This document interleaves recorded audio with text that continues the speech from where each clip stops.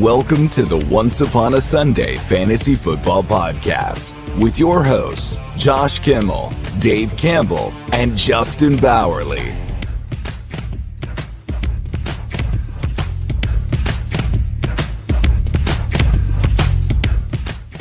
And welcome back to the Once Upon a Sunday Fantasy Football Podcast. It's me, your your host, your producer. It's Justin Bowerly. Now with me today again, Josh. We miss you. Hopefully we'll have power again soon. Hopefully. Still dealing with the effects of Hurricane Milton down in Tampa. But today's show, we have your priority waiver wire adds and drops for week 7.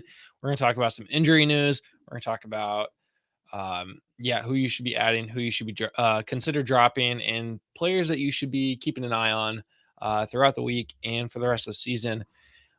Be sure to follow us at OUSFFPOD everywhere on social media, Instagram, Facebook, Twitter /X, Twitch, YouTube, especially. If you don't subscribe to us on YouTube, be sure to subscribe at OUSFFPOD, like I said. And you can go to OUSFFPOD.com to catch all of our rankings and get all of our videos, our shorts. Everything can be found there on our website. Now, it's not just me this week. Derek's not here this week. Obviously, Josh and Dave are not here this week.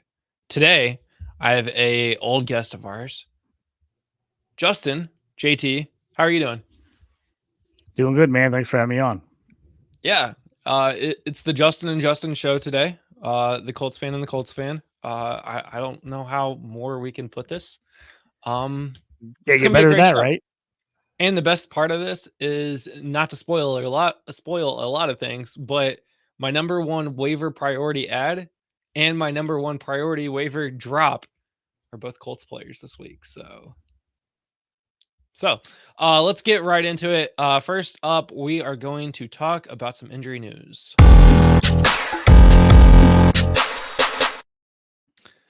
All right, so Tua Tagovailoa is not expected to play in week 7 against the Indianapolis Colts, but he is aiming for a 2024 return. That's all the team has. Last week, I think they said week 8, they're targeting him to come back from his concussion. So we'll see what happens there. It's something to keep an eye on. He almost made the waiver list today, but let's give it another week. Let's check back again next week. Dontavian Wicks is week to week with a shoulder injury. Travis Etienne has a hamstring injury, is also considered week to week. Jerome Ford with a hamstring injury is considered week to week. Those are 3 big guys, I feel like, right off the top. If you went 0 running back and took Jerome Ford later on, you're now hurting. If you went Etienne in the first 2 rounds, you've been hurting. JT, what do you think about how Etienne and Ford have been playing this year so far? Oh man, the hamstring injuries just seem like we're just getting those all over the place this year. This is, I don't know why it seems I could just be in my mind, but I feel like we're getting a million hamstrings and injuries this year. But I had one league where I held out in an auction league and got Ford late. It has not worked out great for me. So that hurts. Etienne, I actually ended up with not hardly any of him this year just because where he was going and where I was drafting, I pretty much did not get him. I do have Tank in a couple spots where I had kind of either grabbed him super late in the draft or I picked him up pretty early in the year on waivers. So that is, I actually played him in a couple spots this year or last week actually, and it worked out decently for me. So that whole Cleveland running back situation is just a mess right now. It's that the whole offense is a mess. It's one of those teams. It's like, God, if you could just avoid everyone on that team, if you can do it, you want to right now because it's been a disaster. Jags have been a disaster too, but at least you've been getting some fantasy production from a couple guys, and then all of a sudden Evan Ingram came back. Big game for him, ton of catches right off the bat. So I had him. I only got him a couple leagues. Of course, I didn't play him because I didn't trust it. I was like, oh, okay, he's going to play, sure. And of course, with it being the 8 a.m. game, I didn't have him in the lineup because I woke up just in time to catch the game, but I wasn't like up way early. I had a wedding the night before, so I was not up way early, like checking everything. So I ended up not having him in my lineup. So that didn't get the advantage of the 10 catch game for him. So the good thing for Jerome Ford roster people, most likely, at least in my leagues, if I have Jerome Ford, I also have Nick Chubb sitting in my IR slot, and Nick Chubb is slated to return this week against the Cincinnati Bengals. So that is kind of good timing. Somehow that ended up working out. Speaking of running backs with hamstring injuries considered week to week, Tyjae Spears also hamstring week to week. Missed that one in the order. Aiden Hutchinson's injury kind of broke that one up, which that sucks for Aiden. That was a brutal injury, man. Hopefully things get better. The video, like, I usually like watching that video. I did not like. That one was rough, man. I saw it like the one time, like, and I was like, okay, I probably don't need to see that again. I was like, it was just one of those freak where he hits at exactly the right time, the right spot. Wrong time, wrong spot. But yeah, that one was rough. He guy was having a hell of a season too. So yeah, it's that makes it even worse for a team that has Super Bowl aspirations and your best defensive player goes down. Yeah. So Keaton Mitchell is to remain on IR, hoping to return at some point this season for the Ravens. Kendra Miller could return in week 7. Puka Nacua will not practice this week with his knee injury. Jonathan Brooks is to have his practice window opened up this week to be returned from PUP. Anthony Richardson is likely to play week 7, barring any setbacks. And then Ricky Pearsall also has his practice window opened up. And then finish rounding this out here. Derek Carr misses practice yesterday with his oblique. Chris Olave missed yesterday because of a concussion. Rashid Shaheed has a knee injury, remained out of practice. That entire Saints offense is getting banged up right now. Matthew Stafford has a back injury, but he's not expected to miss any time, so it's good for him. If you roster Matthew Stafford, he's like QB 30 right now. Aaron Jones did some work at practice on Monday with a hip injury. TJ Hawkinson was at practice on Monday with his ACL. So he's looking to come back here soon. Speaking of Saints players, Alvin Kamara was limited in practice yesterday. Taysom Hill was limited at practice yesterday. It's like the Saints got off to like the greatest start of the year that you could ever expected out of them, and it's like it's all crashing down. Like it's like, oh, that you got that great start, and now it's like everybody's getting hurt. The schedule's getting rougher. They've had some tough losses and games they probably should have won, and it's like, and all of a sudden you're like, man, for all that hope and joy at the beginning of the year for the New Orleans Saints, it's starting to get a little shaky for them. So I got 3 more here, and then we have some very, very like breaking news. Jordan Mason shoulder. He was at practice today or Monday. James Cook sat out last night's game, and then Cooper Kupp has a successful workout Monday, could return in week 7. Now we got some big time fantasy news, and JT, I am very curious what you think about this one. Russell Wilson is in line to start week 7. He has taken first team reps this week. I am not happy about this. Thank you. Oh my God. Thank you. I'm so not happy about this, man. I'm like, you're 4-2. Now, Justin Fields hasn't looked, spectacular throwing the ball, but all you have to look at, man, he hasn't had a ton of people to throw to. They really haven't opened the offense. They've left it very vanilla for him. So it's not like he's had a lot of opportunities. I thought the Raiders game might have been his worst game he's played as far as like just missing some throws. He did get like a touchdown to Pat Freiermuth called back. He had some plays called back. The thing is, he's really done nice things running the football that I don't think Russell Wilson's going to give them running the football. Now, Russ obviously can move. He's not, completely staying in the pocket quarterback even at his age, but he's not going to bring you the things that Fields has done with the legs. And again, if you watch the Steelers at all, like I do as a Steelers fan, and you watch their games, their O-line, oh my God, Broderick Jones might be the worst tackle in the league right now. I mean, this guy touches a guy one hand and then just lets people run by him and then stands there like stupefied on like, what's going on? I'm like, he just quits on every play. He literally quits on every play. It's wild. I just don't understand. Steelers 4-2 start. Has it been pretty? Not necessarily. What did you think it was going to be great at the beginning of the year? No, you knew they were going to lean on the defense. I just don't understand. If Fields was actually turning the ball over and looking awful, I can be like, okay, I can understand, man. He's like killing you guys, turning the ball over. He's actually not.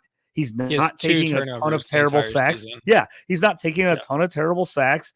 And of course, I'm online all the time, so I'm seeing all these Steelers fans rant and rave, and it's probably, I don't know what the percentage is, but there's plenty of people who are like, he's not the answer. Other people are like, how can you pull him?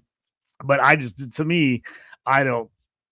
can't see making this move right now. It feels like the players are more behind Fields than they are Russ. It seems like not the time to make this move at all. I mean, again, there's been a lot of bad quarterback play. So when people are like, well, I mean, look at his numbers. I'm like, look at the numbers across the league. There's all kinds of guys that I guarantee you as a Steelers fan, people would be like, oh, like that guy's way better than Justin Fields. And then you look at the stats and you're like, he's ahead of all those guys this year, if you want to break it down statistically. So I don't like the move at all. I was one of those guys that was, I hate to say it because I never want guys to be hurt, but I was like, God, I really would love to have Russell Wilson like pull a calf muscle or something that's super serious where he wouldn't start the season and Fields would start and Fields could go off to a good start and they would just stick with him. And that's what I said before the season. I'm like, that's what I want as a Steelers fan. Plus, I just, we know what Russ is at this point. I mean, geez, Denver didn't just cut him for no reason. I mean, he wasn't awful at the end in Denver, but it wasn't like he was lighting the world on fire there. I just don't like the move. Yeah, I really they stay with Fields, but if they start Russ, they start Russ. But I don't like it. I don't think it makes sense. And again, I've said this, and I know I'm like a Steelers apologist here, but Fields could have a couple more touchdowns and quite a bit more yardage if it wasn't for pass interference penalties and other calls that have got other things called back. So he's got 20 yards down the field on deep passes that pass interference has been called. It's not in the stats and people don't see that, but he's got the ball downfield to guys in situations where they've either drawn a penalty or got long plays. George Pickens has had a bunch of plays called back on penalties that would have been at least another probably 200 to 300 yards worth of receiving yards this year. So again, the numbers don't look as good as if you watch the game. Now, and then again, I said the Raiders game, I think he clearly was missing some passes and it was his worst game, but he had one across the middle that was a really nice pass. It just was, I mean, it was a hair too high because it was Calvin Austin, who's freaking 5'7". And I'm like, and everybody's like, look at that overthrow. And I'm like, whoa. I'm like, if that's any other wide receiver on their team, it's right in the breadbasket. It was a perfect pass. It just Calvin Austin's super short. So when Calvin Austin kind of like jumped for it, he barely missed it by his finger. I'm like, any guy that's 2 inches taller than Calvin Austin, that's right in their hands.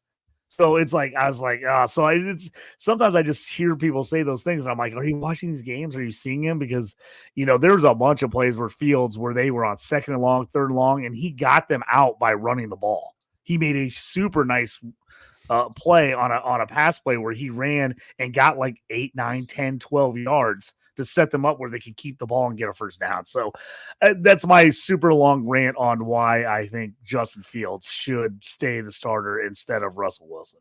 Yeah, last comment here. QBs that are ranked below Justin Fields in terms of offensive efficiency. You got guys named like Tua Tagovailoa, Jordan Love, Daniel Jones, Dak Prescott, Sam Darnold, Gardner Minshew, Caleb Williams, Jared Goff, Drake May, Jalen Hurts, Deshaun Watson, Bo Nix, Matthew Stafford, Justin Herbert, Jacoby Brissett, Anthony Richardson. The list goes on. And you're not going to tell me all of these guys are ranked lower. Those guys are like way better than Justin Fields. You would never bench them. I legitimately have Justin Fields starting over Patrick Mahomes in 2 leagues. For the last look at Patrick weeks. Mahomes. I mean, Patrick Mahomes is Patrick Mahomes, so we're not going to rip him. But like, if you look at him though, if you look at his season, what he's done statistically, how he's played, Justin Fields has been better than Patrick Mahomes. He really has been. So I know that Justin Fields isn't a better real life quarterback than Justin Fields. I understand that, so I'm not trying to make that argument. But you got to understand, like when people are ripping Fields for like his play, he's not playing as bad as people think he plays. But he's throwing for 145, 165 yards. Are those great numbers? No, but again, he's getting at least 140, maybe 240-yard pass interference calls a game. That would be added to his stats, would get him over 200, 225. We've seen it. How many guys are throwing over 300 this year? What have we had? Like 5 total games? It's something ridiculous number where like it's super small amount of people have thrown over 500 or 300 yards. And it's like Andy Dalton. Andy Dalton. You got like Cousins, but I mean, we're talking about Sam Darnold for MVP, and I love that talk because I'm a Sam Darnold guy. I just want to see him get another shot, so I'm loving this. But look at his efficiency numbers are better than Sam Darnold, and everybody's talking about Darnold MVP, and you should sit Justin Fields. To me, it doesn't make sense at all. I just don't understand where people are coming from on that. And again, it's not like we're getting Russell Wilson, 28-year-old Russell Wilson. Like I can understand if that guy was on your team, but that guy's not on your team right now. No, and Russell Wilson would have got absolutely obliterated in the last week, especially with that right tackle in run block instead of pass blocking. Good thing Fields was there and made it a 10-yard play. All right, we're going to move on to the waivers here. That was the news that Russell Wilson is expected to start this week over Justin Fields for the Steelers. Don't understand it. They're playing the Jets. Wilson's going to get murdered. I said all year that all offseason that Fields would be starting by week 6. He was starting by week 1, and now apparently Russell's coming in for week 7. But let's the Jets got a nice pass rush too, man. I would hate to be putting him back there in that pass rush. It might be Fields back in week 8. So let's move on to the priority must adds. The first must add was actually an ad last week that we suggested you guys go out and get. The wide receiver one for the Indianapolis Colts, Josh Downs, only rostered in 49% of leagues. He goes up against Miami, who has been struggling. He's got Houston coming up, who is tough. They're second in the AFC, and then they got Minnesota. None of these are like easy matchups, but they're not difficult. Josh Downs is clearly the favorite target in Indianapolis. A lot of narrative will say that this is because Flacco, but AR was favoring Josh Downs before he did get injured. When Josh Downs was able to return back into the season. Over the last 3 weeks, Josh Downs has been wide receiver 8. He scored 19.5 points last week, which put him at wide receiver 14. He doesn't have a bye week forever. He is the last bye week in week 14, so he is good for you over the next couple of weeks. And hey, maybe you are a guy that says Flacco is the better guy, and you don't believe in AR being the quarterback in Indianapolis. Well, in that case, then you should pick up Josh Downs because, to your own thing, Flacco will probably be starting for at least 5 more games this season. So Josh Downs is my favorite pickup of the week. JT, what do you think about that one? Absolutely love it. Yeah, I've got Downs on an ungodly amount of percentage of my rosters. So I love Downs. I loved him at the beginning of the year. I thought he legitimately was going to be the 1A, like 1B to the 1A Michael Pittman receiver this year. I just really thought that he just the way his game fits, he was going to be the safety blanket. I don't love their tight end crew, especially once Jelani Woods got hurt. And I was like, hey, that's going to have to be Josh Downs. And I mean, he's getting the targets 3 weeks in a row, 9 targets, 12 targets, 9 targets. So he's definitely the guy when they need somebody to hit up, or, the quarterback's get in trouble, or anytime they need a huge catch, they're going to Josh Downs right now. He's got 2 touchdowns. He's over 60 yards in 3 straight games, coming back from that injury, 7 catches, 9 catches, 8 catches. I mean, come on. Yeah. He's in my starting lineup. Not only is on my roster, he's in my starting lineup. Yeah, and especially with the bye weeks this week being both the Cowboys and Bears, that's a lot of wide receivers that are probably in lineups For the Bears, you got CeeDee Lamb out this week. It makes no sense to have Josh Downs sitting on your bench with potentially 3, if not 4, very, very strong studs on a bye week this week in your wide receiver position, let alone your flex. Let's move on to Tyrone Tracy Jr., who had a breakout game for the Giants this week.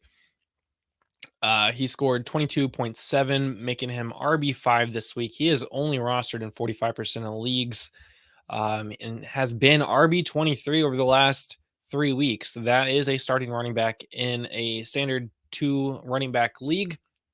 He has very favorable matchups against Philly and Washington over the next 3 weeks, which makes him a must add. He's got one of the easiest schedules for a running back over the next 3 weeks.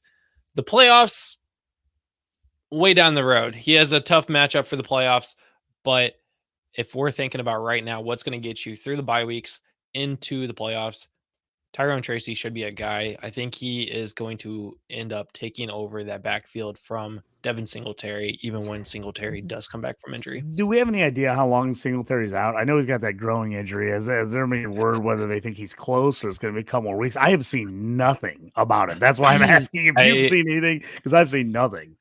I haven't seen it 2 days ago out with a groin injury. Okay. Depending on if it's a partial tear, it's a full tear. That's not fun. Yeah, if he's out for a while, I mean, you got to have Tracy. I mean, this team needs to run the football. They actually, for how not great the Giants are, they actually run the ball pretty consistently most of the season so far. So I love Devin Singletary. He was one of my favorite guys, like you said, with Jerome Ford earlier. He was one of my favorite wait and take later guys because I didn't want anybody on the Giants other than neighbors. And yeah, well, and just looking at on stats over the last 6 weeks, the first 6 weeks, all the attempts went from Devin Singletary straight to Tyrone Tracy, who got a couple reps in the first couple of weeks, but didn't really get anything until after Singletary went out. They've ran the ball more with Tyrone Tracy over the last 2 weeks than they ran the ball with Devin Singletary. So they clearly do favor him. He is a better goal line back, in my opinion. And I think he just gets the job done. So I would look at Tyrone Tracy potentially taking over that backfield and being the RB1 for the New York Giants moving forward. Next up, talking about running backs, we got Sean Tucker, who many will say, including me, I will say this: Sean Tucker is the running back 3 for the Tampa Bay Buccaneers. However, last week he was the RB1 in fantasy football for running backs. He scored 34.2 points in RB27. Now you're probably thinking, what happened to Bucky Irving? Why, if Sean Tucker scored 34, where did Bucky Irving go? Well, they both had 14 running rushes. Just Sean Tucker had 136 yards to Bucky's 81. Bucky scored a touchdown, but Sean Tucker got a rushing and a passing touchdown. So both of them were heavily used in a game where they scored a lot of points. The Buccaneers scored a lot of points, which was an incredible offense. Can't wait to watch them this week when they go up against Baltimore on Monday Night Football. That should be an electric game. I know this game seemed like this was going to be a rout if you would have thought about this game early in the year. And now I'm like, man, this might be one of the most exciting games of the week. Like this, with the way their offense has been playing, I'd have to tell you, selfishly, I absolutely was eating up Sean Tucker having a monster game. He's been one of my favorite players. Syracuse kid, had the heart issues, and that kind of killed him in the draft. He went from one of the maybe top 3 or 4 backs to being undrafted, and then just really didn't get much playing time last year. I've been screaming from the rooftops for 2 years he's a better player than Rachaad White. I just still believe he's a better player than Rachaad White. Is he a better player than Bucky Irving? That's close, because I think Bucky's pretty decent, but I actually think I think he's better than Bucky Irving as well. So I was glad to see him actually get a chance and bust out, because it's all I was waiting from him. I've got him, I know we're talking redraft. I've got him in a million dynasty leagues, but he's a guy that had in a couple leagues just at the end of my bench in case something happened.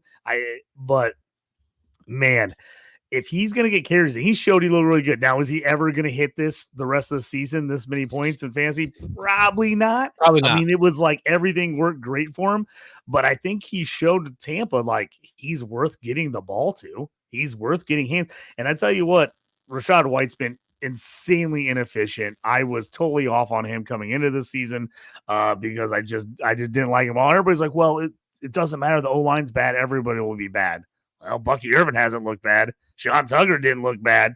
And you're telling me that Rachaad White only looks bad because of the O-line? Well, everybody else looked awesome without. I mean, Bucky Irving was doing more with his 30% snap share than Rachaad White was doing with the 70% snap share. So it's this coming into the season, we said there were two guys that were in the top 5, top 10 that will not finish in the top 12 at their respective position. And that was Travis Etienne and that was Rachaad White. We said those guys were not going to have as great of a season as they did last year.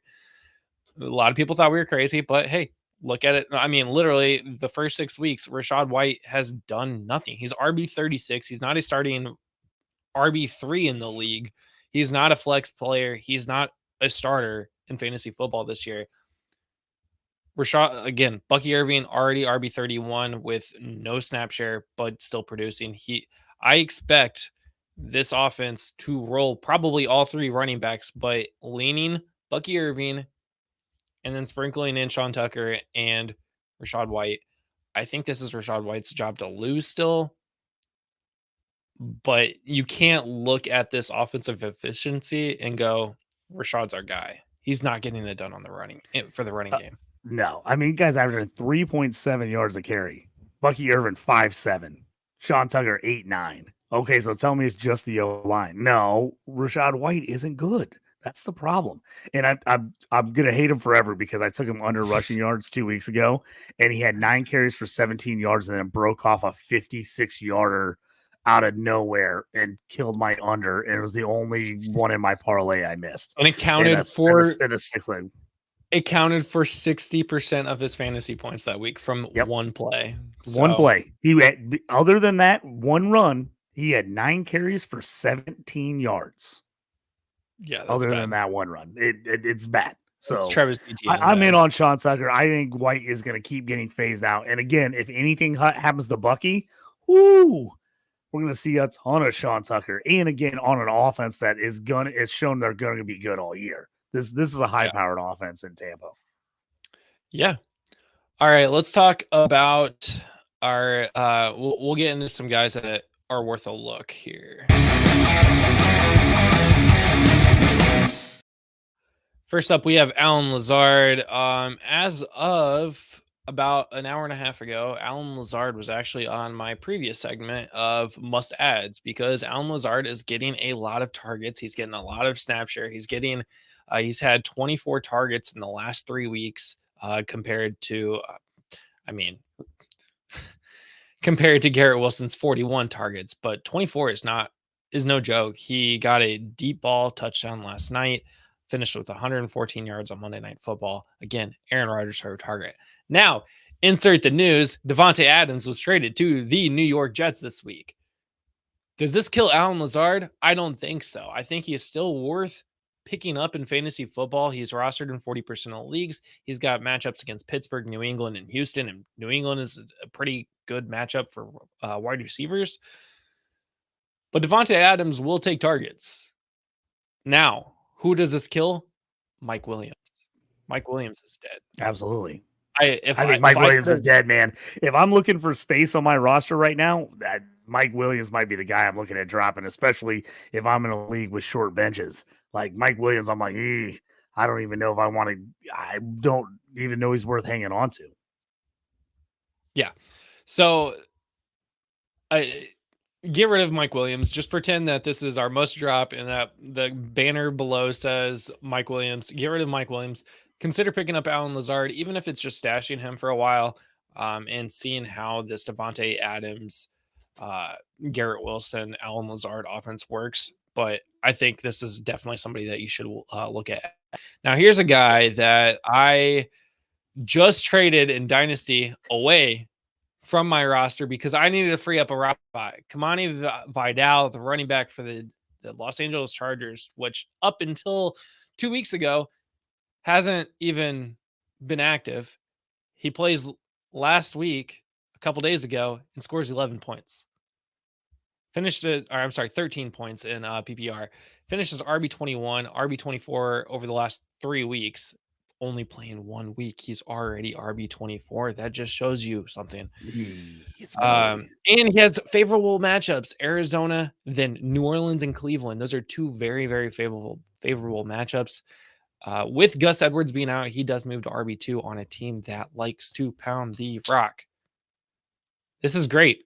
The only thing that I would have to say is that a reception touchdown accounted for 7 of his 13 points. So, all right, did I say reception touchdown? Yeah. 2 catches for 40 yards and a touchdown. Yep.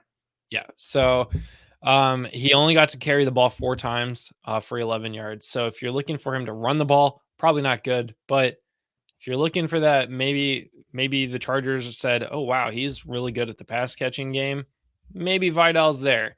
I think he's worth a look to definitely add to your roster if you're struggling with the RB.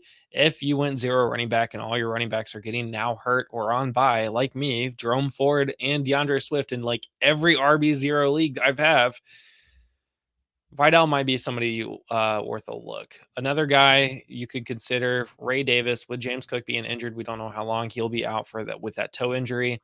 But Ray Davis is rostered in 12% of the leagues. He also has some decent matchups, but he did receive 20 rushing attempts last night with 3 receptions because of the James Cook's being out. And I absolutely love Ray Davis. Yeah, I love Ray Davis. I loved Ray Davis before the season started. I told everybody to get Ray Davis. Like, he was my guy.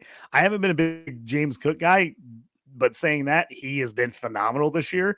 I was like, if Ray Davis gets a shot, if Cook gets hurt or Cook fumbles a bunch of times or something happens, I thought Ray Davis was going to be one of the top handcuffs in the league this year, because I just think he fits the bills, and he showed it last night. The guy can catch out of the backfield, had that long catch, way downfield, that broken play. Everybody's like, don't throw the ball. Josh Allen throws the ball anyway, and Ray Davis makes a great catch. They pound the rock with him. I know everybody made fun of him coming in the year to how old he is, but he's actually the exact same age as James Cook. They're the exact same age. He just played college a whole lot longer than James Cook did. I love Ray Davis. Again, his share is going to go way down as soon as Cook gets back. But man, if anything happens or he re-aggravates, I think Ray Davis showed you that he has got what it takes to be, at least an RB2 moving forward if he gets the full share. And I think he's going to be worth a flex play. I think they showed him, especially if you got Cook banged up, I think they're going to work in Davis more. They've slowly but surely been working him in more as the weeks have gone on. I just think we're here where there's going to be a good chance that he's going to get some goal line carries. He could be a flex play. And again, I think he's a start if Cook is out. I agree with you. I unfortunately had the wrong Bills player in that I could sub in real quick, Ty Johnson, who only got me 4 points, and then I sadly lost because I had the wrong Bills running back. If I had Ray Davis, I would have won. So I tell you what, I had Ray Davis on a million rosters. I didn't play him because he with the Monday night game and they weren't sure if Cook was going to play or not. I was like, if I had him in my roster, obviously he would have played no matter what, but I would have been like, I wouldn't have had any other sub. I'd be like, oh, okay, here we go. And I ended up not playing him. Same thing with Sean Tucker.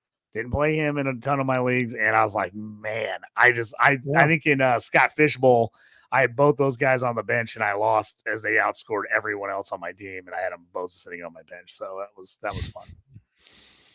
Next up, we got Romeo Doubs, who is coming off a 1-game suspension for contract detrimental, or he was not good for the team. Conduct detrimental of the team. Yeah, there you go. Yep. He was being toxic for the Green Bay Packers, saying, I want the ball more. The Packers suspended him and then gave him the ball more. 2 touchdowns off of his first game back off that suspension. He scored 19.9, which finished as a wide receiver 11, which is a starting wide receiver in fantasy. He's been wide receiver 32 over the last 3 weeks, including his suspension.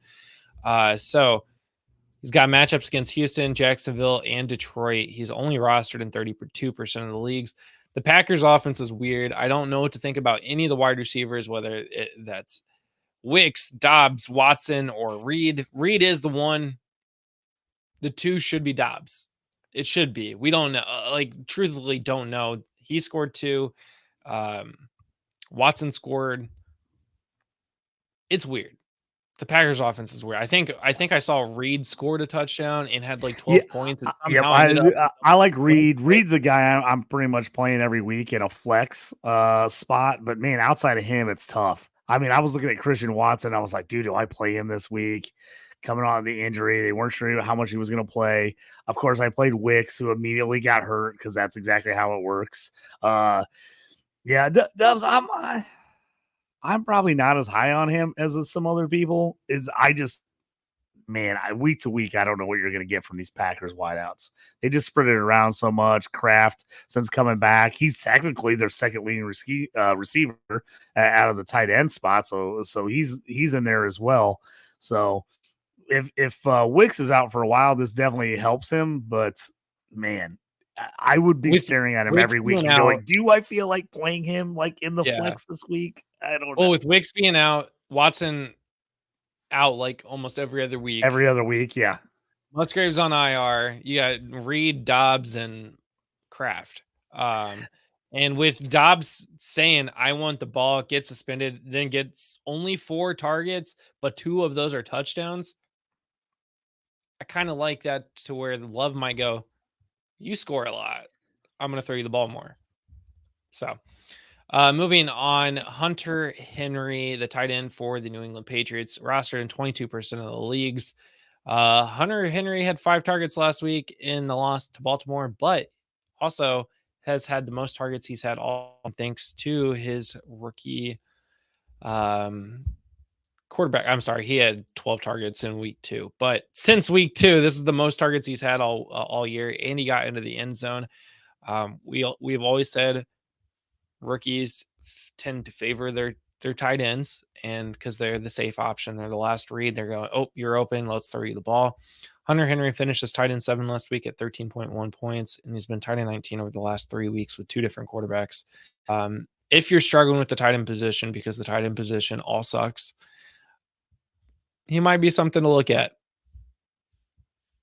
Maybe. Henry is a decent stream for me. Yeah, if you kind of just been picking up and dropping tight ends all year, especially with Drake May now in there, I like May. I think he's way better. I think getting Henry involved. He knows Henry's their best player on offense outside of him. Jacksonville, who just gave up 2 touchdowns to Cole Kmet, Hunter Henry could be that guy to do well in London. Another guy here, Zach Ertz, plays Carolina this week, rostered in 39% of the leagues. He scored 11 points last week and actually had the most snap percentage all season.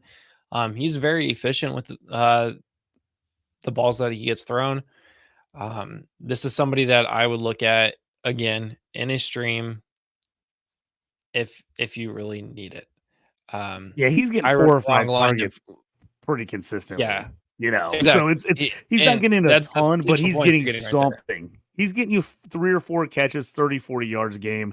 It's better than nothing. So, yeah, I mean, again, if you're in that streaming thing, I've got Ertz and Henry, who I'm kind of in a couple leagues where I'm picking up those guys and dropping them when I need them, especially on bye weeks when I'm shallow bench. I need to just find someone and I don't want to drop my studs. I'll pick up or drop some of these tight ends and play these guys. Yeah. Another guy here, Juju Smith-Schuster. Never thought I would say his name on a fantasy podcast ever again. He had a bye week last week, but the week before that, he had 20 points on the first game without Rashee Rice. He had 8 targets. Juju might just be the new receiver for the Chiefs. It could also be Kelsey. We don't know yet. Yeah. But Juju, I think, is worth taking a look to go get. People might have forgotten about him because of the bye week this week. He didn't score any points in week 6 because he was on bye, so he's not really up there and where people are going, okay, who did the best in week 6 and going to pick up there. So he's only definitely a guy people are going to forget about. Yeah, I think you're right. Absolutely. People are going to forget about him. Based off of what he's done in the last couple of years, people will forget about him, not realizing that he is the wide receiver 1 for the Kansas City Chiefs with Patrick Mahomes. So Go out You're there. not He's definitely worth probably not looking going to for. get that again for him, that huge game that he had, but No, he's going to be a flex play. He's going to be a playable flex guy. Yeah, he had moving forward the rest of the 9.7 year. in the week against Atlanta. 3 targets, 2 receptions. He did have a touchdown. It's just the 7 for 8 for 130 yards. Didn't even need a touchdown to get 20 points. That's good. I mean, Patrick I'm all Mahomes here for a can't just Juju throw the ball to resurgence. Kelsey. So Give me a Juju resurgence. I love Juju. As an old Steelers player, I love Juju.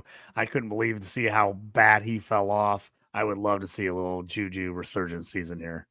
yeah. The only quarterback on the list today is Justin Herbert, who has not been playing well this season. The Chargers are a weird team. Justin Herbert has not been efficient for a little bit, but QB 26 over the last 3 weeks. He finishes QB 21 last week with 13.7, which leads him to not be rostered in almost any leagues. However, the Cardinals have allowed 20 points per game to the quarterback, and that's who they play this week. Expecting him to have a better game, especially with the emergence of guys like Kamani Vidal in the receiving game. So maybe that could help him out. Lad McConkey, I just realized, also got hurt. Josh Palmer hasn't really done anything. Quentin Johnson is also hurt. So it's not an easy outlook, but if you have to have a quarterback and you're looking at free agency, this might be the guy to go look at. The He one thing to look at generally him gets double digits. too. Well, one thing you look at it too is he actually threw 27 and 34 passes the last 2 weeks. That's all. That's his top 2 outputs of the year. Like he was throwing 18, 20 passes before that. So they are actually working in a little more of the passing game. I think as the season goes on here and some of these guys get better. And again, he's had the ankle injury, so they've kind of tried to protect him a little bit. They do want to run the ball a lot. They're still not going to throw it a million times. But he has been fairly efficient, hasn't thrown picks. He's been getting you at least one touchdown every week, giving you maybe a possible 2 this week. I could see him going for like 225 and 2 touchdowns this week. So I think you could see a decent week out of him. I've got him in a ton of leagues. I haven't been playing him if I had another option, but he's definitely a guy that's going to be in my lineups, a few of my lineups this week. Yeah. Let's move on to guys that are worth a stash. I really only have one this week. It's Tyler Algier, 37% rostered. Has matchups against Seattle, Tampa Bay, and Dallas. He had a completely split backfield in week 6 with Bijan Robinson. They both saw the same amount of carries, which was like 18, which was a lot. They both scored a lot of points. Yeah, I can't read the rest of my notes. But Algier has only been seen roughly 38% of the snaps over the last 3 weeks, which isn't great, but he's being effective with the ball when he gets the ball. So that's something to look at. Again, this is a guy that you can look at to stash or to maybe even start if you don't have a running back solution. All your running backs are hurt. He did score 19.8 last week. He had 105 rushing yards. He's good. We all expected Tyler Algier to be good. Bijan came in. You're going, oh no, Tyler Algier. He ended up being good anyway. He's worth somebody to be on your roster. Don't know if I'd start him, but he's definitely worth stashing on your bench. Absolutely. I wish I would have started him in one league last week. It was between him and someone else. I can't even remember who it was. And I started the other guy, and I'm like, I think I lost by like 2 points, and it would have made a huge difference if I would have started out. Oh, I started Alec Pierce instead, and Alex Pierce scored me 0. That would hurt. Yeah. All right. We're gonna move on to the next section. Check back next week.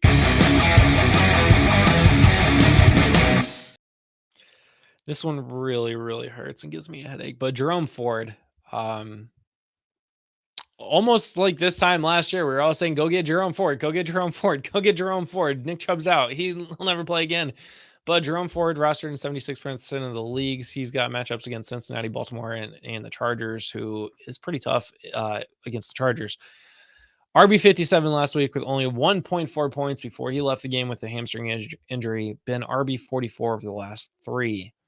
This is tough. Plus, Nick Chubb is coming back this week in week 7. So even if Jerome Ford doesn't play, that's going to hurt his chances to get back onto the field when he does come back healthy. Now, I'm not saying Chubb's going to come back and beat Chubb, but if Nick Chubb can come back and be RB20 on the season, like that's pretty good, especially considering things. This is somebody that I might be monitoring for the next several weeks. He's not going to get dropped, but he's definitely somebody that I'm not going to just flat out be starting anymore. Because we don't know what that utilization is going to be when Chubb fully does come back healthy. Plus that Browns offense just sucks. The Brown offense has been horrible. That's the problem is they can't get a first down. Like they're the worst team in the league on third down. They can't get a first down. They can't keep any drives alive. So he was like, it's not even that I don't think they want to. Like I think they want to get Ford the ball more. They just can't. They don't have any offensive plays. They're not on the field enough. So that's the stuff. Yeah. I mean, when he's been on the field, he's been efficient. The problem is he can't get more than 8, 9, 10 touches a week. Like that's all they're getting him on the offensive side of the ball. And that's the problem. So, I mean, he's had quite a few games, 40, 50, 60 yards, but he's only getting 8, 9, 10 touches. It's just killing him. And if it doesn't get in the end zone, well, which they're not at all. It's just you're not getting anything other than a couple points out of them. Yeah. The next one here is Zach Charbonnet, who had a great start to the season. Oh, excuse me. Great start to the season with Kenneth Walker being out, seeing a lot of snaps. But since Kenneth Walker has been back, he has completely dropped out of this. He's dropped to under 36% snap share over the last 2 weeks. He's only been handed the ball 7 times over the last 2 weeks, 9 times over the last 3 weeks since Kenneth Walker's been back. He was being utilized in the passing game 5 for 5 in week 4 when Kenneth Walker did Kenneth Walker come back in week 4? Yes, when Kenneth Walker came back and blew up, he was at least used in the passing game. That has completely disappeared. He is now only getting 1 target. So 6 whole touches for the entire game last week. I don't like those odds. Kenneth Walker is the guy. Now, if Kenneth Walker gets hurt, then yeah, Zach Charbonnet all day. But I don't know that I would even start, like, definitely not starting Zach Charbonnet. I don't even know if I would be rostering Zach Charbonnet. And this is somebody that I would definitely check back next week after playing Atlanta, because then they got Buffalo, the Rams, they have a bye, then San Francisco again, then Arizona. They don't have an easy road ahead of them. I don't see Zach Charbonnet being used that often anymore, so long as Kenneth Walker is healthy. Yeah, he's a pure handcuff for me. That's it. Pure handcuff for Walker. That's it.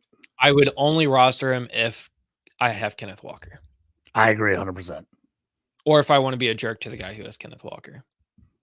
There you go. Next up, Jerry Jeudy. We just talked about the Browns offense with Jerome Ford. However, this one's interesting because of the next 3 weeks. He's got 2 very good matchups against Baltimore, against the Chargers, who both allow some of the most points to wide receivers. However, he plays for the Browns. He scored 4.5 last week, which made him wide receiver 75.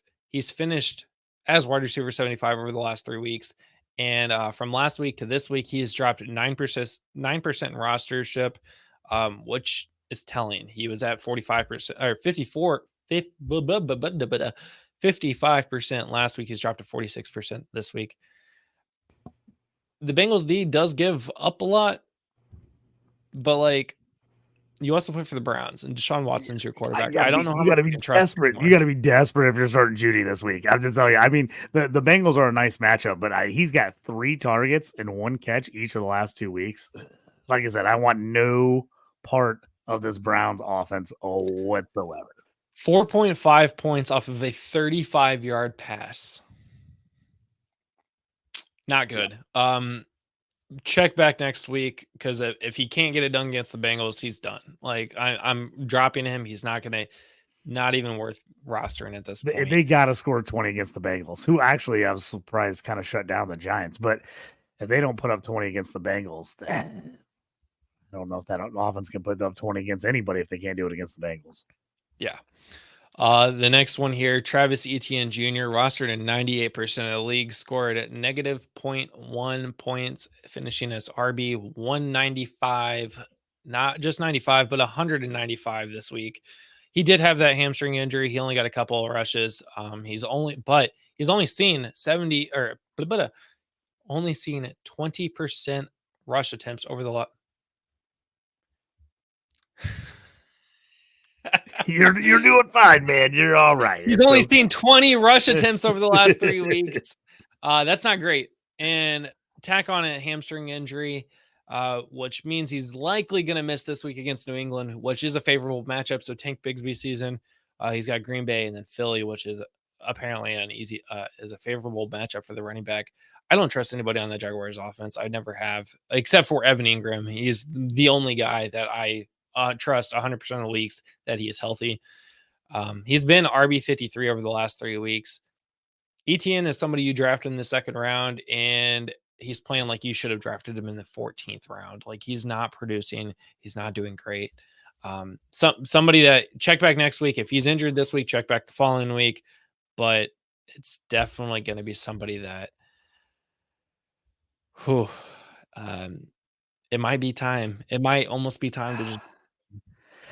Yeah, it's like it feels like you can't drop him, but it's like you almost could. You know what I mean? It's like, yeah, they're gonna get Tank more carries. Let me ask you They this. just are. I just don't see Etienne taking over 100% the rest of the year. I think they're gonna split those guys. So let me ask you this. Would you rather have on your fantasy roster, whether you're starting him or benching him, Travis Etienne or Tank Bigsby? Oh man, right now, if you just said, "Hey, don't think about draft capital where you took him, don't do anything else," no, right now, I'd rather have Tank. I'd probably rather have Tank. Would you rather have Travis Etienne or Zach Charbonnet? Etienne, I don't like Charbs at all. Ford or Etienne? Probably Etienne. I like Ford better, but I'm worried about that situation there. I think Ford's a better. Right now, I think Ford's a better player, but yeah, the team he plays for is equally as bad. Algier or Etienne? Oh man, I think Algier has higher upside because I think that offense is going to be good all year, and if they decide to give him a couple more carries, like you saw it when he gets carries, he actually puts up points. So he just has to get touches. Yeah, and then I'm not going to go over the other 3 guys because I know you like Ray Davis, Sean Tucker, and Tyrone Tracy. So, however, would you rather have Travis Etienne or the next guy, Trey Sermon? Oh man, Trey Sermon killed me last week when he did nothing. I played him in a ton of leagues.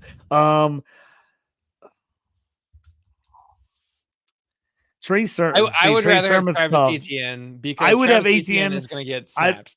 He's going to get snaps. Sermon, Sermon's 100% value is relying on JT not playing.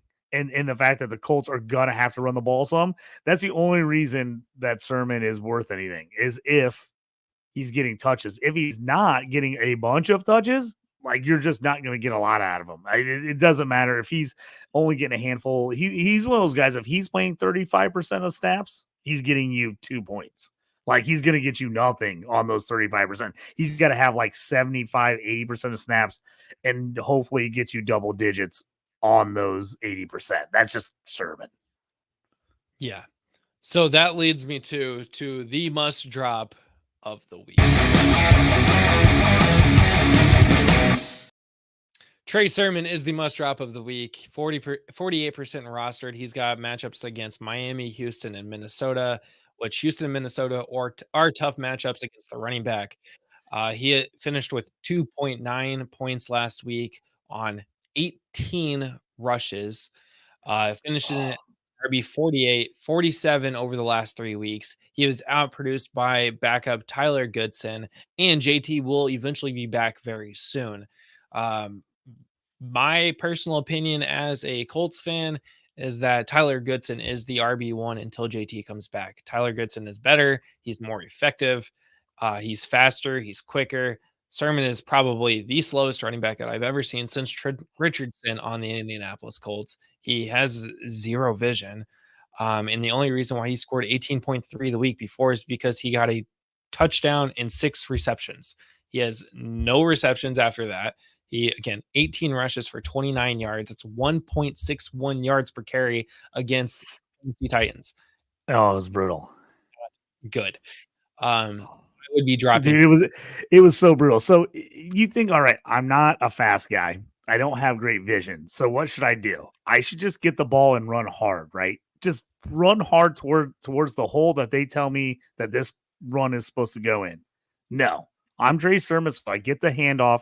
I sit behind the line. I think I'm Le'Veon Bell, waiting for the play to develop, and then I'm just running in to the back of one of my linemen, and then getting tackled. And then being like, what's happening? Like, no, what are you doing, man? What are you doing? Just get the ball and go. Just go ahead, figure out the one hole, make a cut and go and just put your head down. Stop messing around. It was driving me nuts the whole game.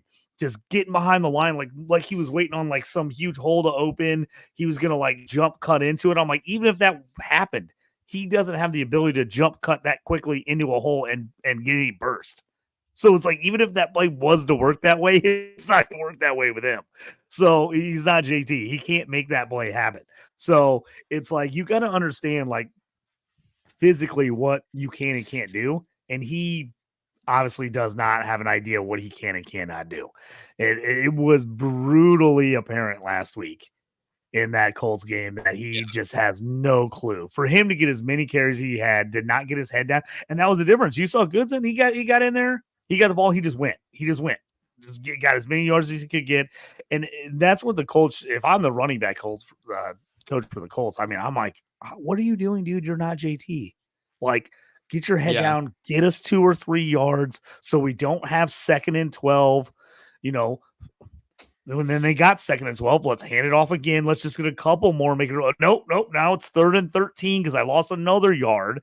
I'm like, it was brutal. It was absolutely brutal. And I just traded for him in a couple leagues because I really needed running back help. And now I'm like, that was stupid. What a waste. Bad trades. Bad trades. I would drop Trey Sermon this week with confidence. He's not going to produce for you on your fantasy team. He's not even worth starting. He's not worth carrying. Just drop him. I had a little bit of hope. Little bit of hope, but I think it just crashed and burned after watching last week's game. I'm like, there's nothing. Yeah. So that wraps up this week's episode.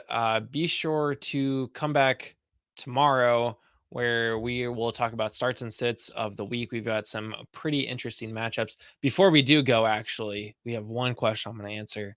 I'm the highest scoring team looking to trade depth for a star. I have Kupp, Godwin, London, Olave, Addison, Shaheed. Which of these guys do you think I could trade for Lamb or Neighbors? I don't know that you can. Olave's got a concussion. London hasn't been performing. Kupp hasn't played all season. Godwin is good. Addison is okay. Shaheed is decent. I don't think if I'm Lamb or Neighbors owner, like, I'm not trading away those two players. Yeah, I don't think so. Yeah, I mean, the only way is if they're like super short on wide receiver depth, and you like Kupp was coming back, and you could trade like a Kupp, a Godwin, and a London. Like, you could maybe do that, but then you're really hamstringing yourself there on the other way. And again, London and Godwin are your best options right now, don't you think? I mean, Shaheed's hurt, Olave's hurt, Kupp has been hurt. It's like, I would get rid of one of your Saints receivers for sure. I would try to say, hey, I would give him Olave, saying this is the premier player when he doesn't have the concussion. Give away Olave, give away Kupp, saying Kupp will come back. He's going to be the wide receiver one. No Puka right now. And he has always performed well. He hasn't performed well always. That's just my take. So Kupp, Olave, and if you had to choose, I would go with Addison if you really want to get one of those three guys. But then I'd be leaning towards Lamb. But if I'm the Lamb owner, I'm not trading away a Lamb unless I have 0 wide receivers. Yeah. And even the Neighbors are only if you think, this is non-dynasty and he's got the guys worried about the concussions. Maybe you could get like But even again, it'd be tough to get rid of Godwin right now because he's crushing it. Like you could probably trade Godwin for Neighbors, probably in a redraft league because of the injuries and stuff and how good Tampa's looked. But that's a tough one. Yeah, definitely agree there. So yeah, that does actually do it for the show. Be sure to follow us at OUSFFPOD everywhere on social media. Be sure to subscribe to us on YouTube. Check out our website at OUSFPOD.com. You can follow JT at JT Orange on Twitter and X, right? Yeah. Yep. That's right. Yep. And then where can they find you on the YouTube? Yeah, you can check out Fantasy and Frames. Go to Fantasy and Frames YouTube page. I have multiple shows on there. I do a college football betting show on Tuesday nights. I do an NFL betting show that is really random. I don't know when I kind of do it when I can. So it comes out usually on like a Thursday or a Friday, depending on what's going on. If you're into hockey, hockey's underway. I do a hockey show on Tuesday nights on Fantasy and Frames, and then also jump on, help out with a couple other shows. Dynasty Evaluation show with my guy John McGlynn. We do a show there usually on Tuesdays or Wednesdays during the day, depending on work schedule for him. So his schedule's a little crazy. And then also I do the IDP show Wednesday nights at the end of Wednesday. We do a bunch of shows on Fantasy and Frames, breakdown of everything, and then we end the night with an IDP show. Yeah, so you can follow JT everywhere. Like literally every night of the week, he's probably on a show, including I think he's about to go on to another show right now as soon as we end here. So again, follow us at OUSFFPOD.com. Everywhere on social media. You can follow me at Justin Bowerly. And again, tomorrow night, 7:30 p.m. Eastern, we will talk about starts and sits with specific matchups with another guest who has been on the show before. So keep tuning in. Friday, hopefully we'll be back. Hopefully Josh will be back on Friday for another show. But guys, until next week, we are out. Or I'm sorry, until tomorrow, we are out. Thanks for listening. Be sure to like and subscribe wherever you watch or listen to podcasts. Follow on X and Instagram at OUSFFPOD. We'll be back next week for more ways to win your league.